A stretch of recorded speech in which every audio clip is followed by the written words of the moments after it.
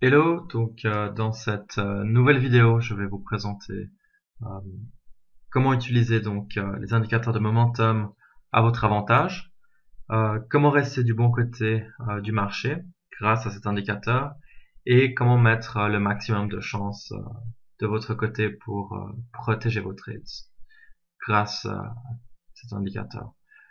À cette fin, j'ai préparé plusieurs exemples.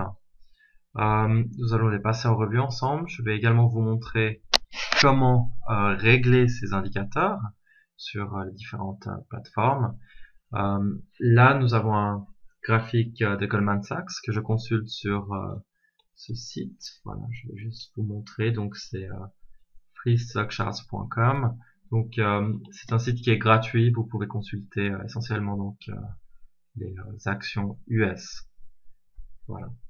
Donc, c'est freestockcharts.com.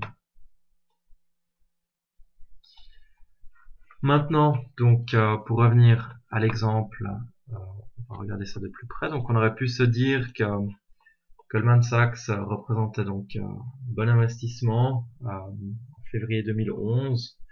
Nous avions ici un trend qui était à la hausse, un trend plus global qui était également orienté à la hausse. Et nous aurions pu nous dire que cette zone ici constituait un bon point d'entrée pour acheter Goldman Sachs. Or, la réalité fut tout autre. Je vais vous montrer pourquoi. Si on regarde ensuite l'action, donc nous étions à 164 $ ici. Et si vous aviez acheté sans mettre de stop loss, là vous auriez malheureusement perdu énormément d'argent. Regardez ce qui s'est passé ensuite. Ce n'était que le début de la descente aux enfers pour Goldman Sachs. Donc, on passait de 164 $ et on baissait, on baissait, on baissait, on baissait. 164 $ à 104 $. La chute continuait encore pour se retrouver donc finalement au plus bas à 84 $. Ici donc c'était à cet instant donc 84 $. Alors vous allez me dire maintenant, mais comment est-ce qu'on aurait pu déterminer le sens du marché ou voir dans quel sens le marché s'orientait? Eh bien la réponse est grâce à l'indicateur MACD, donc MACD. Vous avez la possibilité de le mettre en place ici sur Add Indicator.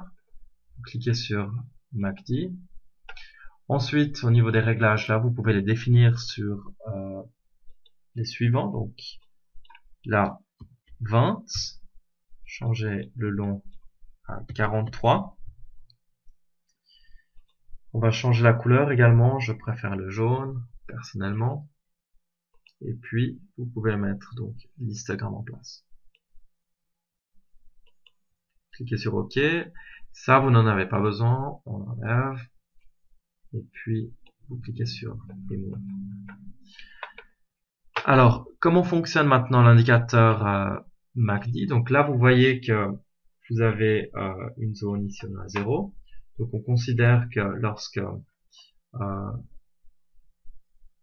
l'indicateur est au-dessus de 0, que la tendance est positive, donc orientée à la hausse. Et lorsqu'elle est en dessous de 0, qu'elle est donc baissière et négative. Là, vous pouvez voir vous-même ici et ici que nous étions orientés à la hausse. Et ici, à partir de cet instant précis que je vais mettre en évidence, que le trend commençait à s'orienter à la baisse. Donc lorsque le MACD passait en dessous de 0, à cet instant précis, là, il faut éviter de passer des trades en position longue ou d'être à l'achat. Donc, quand le MACD est en dessous de 0, évitez d'acheter des actions pour être long. L'action risque de chuter et là, vous risquez donc de perdre de l'argent. Si je vous montre donc par la suite ce qui s'est passé, si on continue. Donc là, vous voyez que durant toute cette période, entre donc le mois de mai jusqu'au mois de mars, que le trend était orienté toujours donc, à la baisse. Donc, durant cette période, là, il aurait été préférable donc d'éviter d'acheter les actions. Je veux être acheteur lorsque le momentum donc repart à la hausse, donc en zone donc positive. Et puis, si on regarde, je pense juste par la suite.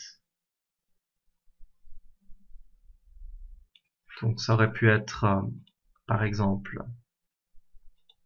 ici, vous auriez pu être long et racheter, et puis ici. Ce qui est intéressant, c'est que tant que vous êtes tant que l'indicateur MACD est au-dessus de 0, donc là vous pouvez rester dans le trade et puis vous pouvez essayer de tenir le trade le plus longtemps possible pour maximiser vos profits. Là vous voyez que à partir donc de septembre, on a eu un joli trend donc à la hausse et puis là vous auriez pu donc clairement en profiter et rester donc dans le trade le plus longtemps possible. Ce qu'il faut savoir aussi maintenant, c'est que la plupart des gens utilisent un indicateur donc normal avec les réglages par défaut. Et si là je le prends, donc vous voyez que ce qui est un peu embêtant avec le réglage par défaut, c'est que vous avez souvent une zone positive, une zone ensuite négative, positive, négative, positive et négative et ainsi de suite. Donc là l'avantage avec ce réglage que vous avez pu voir, donc 20-43, c'est que tant que l'indicateur MACD qui a un réglage plus lent est positif, donc au-dessus de 0, donc là vous pouvez rester dans le trade et puis le tenir donc le plus longtemps possible à la hausse. On va maintenant passer à un autre exemple que j'ai préparé. Donc là on va regarder sur Bank of America. Et là à nouveau donc vous pouvez constater que durant toute cette période que le trend ici était orienté donc à la baisse. Donc juste pour remettre ces points en évidence, c'était donc entre plus ou moins la mi-avril 2011 jusqu'en février 2012. Et la personne qui aurait le malheur d'acheter donc ici aurait perdu de l'argent car le trend et le momentum étaient orientés à la baisse. Donc là vous voyez également qu'avec un réglage donc avec l'histogramme, on est une fois donc au-dessus de 0, une fois en dessous, au-dessus, en dessous, donc ça ne vous permettait pas de trader correctement avec ça. Grâce à ce réglage ici, notez-le bien, ça vous aurait permis donc de rester du bon côté du marché. J'ai maintenant également préparé pour vous un autre exemple, donc sur ETX Capital, pour ceux qui nous suivent et pour ceux qui ont leur compte sur ETX Capital. Je vais vous montrer donc maintenant le réglage. Voilà, donc là vous pouvez voir maintenant le réglage sur la plateforme d'ETX Capital sur Bank of America. Et vous voyez donc que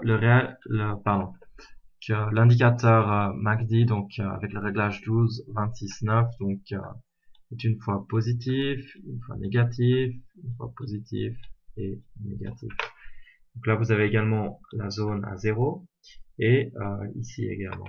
Donc là, sur la plateforme de TX Capital, vous devez définir votre indicateur avec le réglage suivant, donc 55, 144 et 9. Et là, on voyait également donc que le trend était orienté à la baisse durant cette période ici. Donc ça, c'était vraiment une période où il fallait rester donc soit en dehors du marché ou sinon shorter, où il fallait shorter l'action. Et une dernière précision peut-être donc par rapport à l'indicateur, donc des momentum MACD, il vous permet de déterminer donc la force du trend et la direction du marché donc ou de l'action en l'occurrence. Comme ça, vous restez toujours du bon côté du marché. Une autre précision est que vous pouvez également l'utiliser sur tous les time frames, donc sur 5 minutes, 15 minutes, 30 minutes, 60 minutes, 1 heure sur un daily chart, sur un weekly chart également, et sur un monthly chart. Voilà, donc j'espère que cette vidéo vous aidera dans votre trading. Si vous avez des questions ou des commentaires, donc n'hésitez pas, vos feedbacks sont les bienvenus. Et entre-temps, donc je vous souhaite un très bon trading. À bientôt.